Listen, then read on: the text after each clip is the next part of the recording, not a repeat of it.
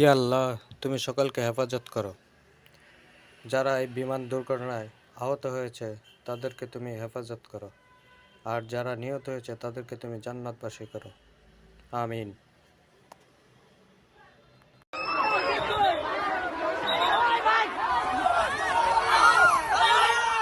শিশুদের আহাজারি আর কান্নায় ভারী হয়ে উঠেছে মাইলস্টোন স্কুলের ক্যাম্পাস। কিছু বুঝে ওঠার আগেই ছুটোছুটি, আগুন, ধোঁয়া ছাপিয়ে পোড়া ইউনিফর্মে দগ্ধ শিশু, আতঙ্কিত অভিভাবক, শিক্ষক।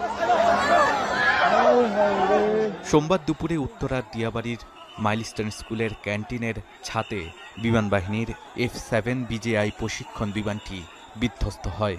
এরপর লাগোয়া দোতলা একাডেমিক ভবনের প্রবেশপথে সেটি আছড়ে পড়ে। মুহূর্তেই আগুন ধরে যায় বিমানটিতে।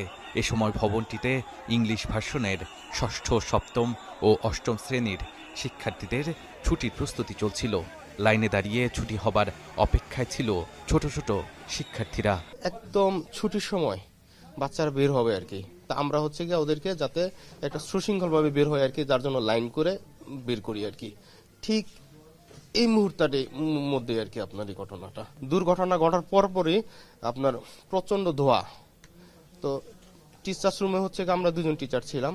এর মধ্যে হচ্ছে গিয়ে আপনার আমরা সিদ্ধান্ত নিতে পারতেছিলাম না কি করবো, সামনে আগুন, ভিতরে আমরা ধোয়ার মধ্যে।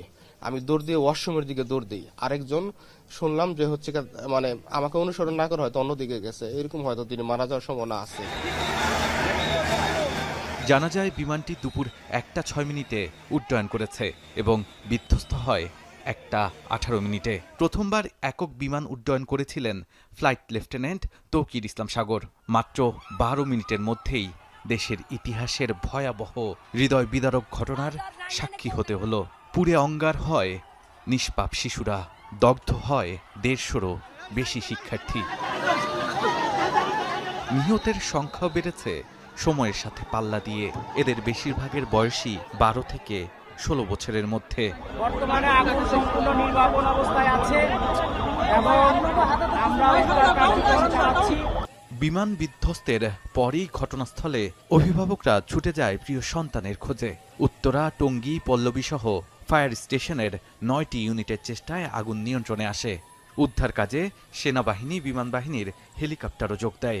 শিক্ষার্থীদের নেওয়া হয় রাজধানীর নানা হাসপাতালে।